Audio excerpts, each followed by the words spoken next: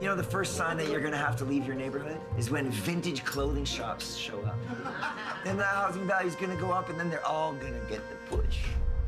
In the Greater Toronto Area of the last 30 years, housing prices have increased by 425%. Then we start asking, who's gonna live in cities? Who are cities for? They want to raise the rent up to like $900 each. If it goes to $3,400, then I have to make at least $100,000 a year. I've seen the whole area change. They start buying up properties because it's a fantastic investment for them. When I hear people today saying it's gentrification, one reaction, an ironic reaction, is if only. It's much deeper than that. Owning the house is only a means to making money. New owners have taken over. We haven't met them, we haven't seen them, we don't know anything about them. It could be Frosty the Snowman for all I know.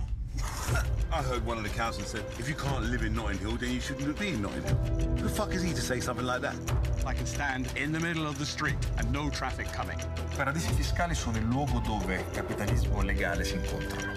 Gold is not a human right. Housing is.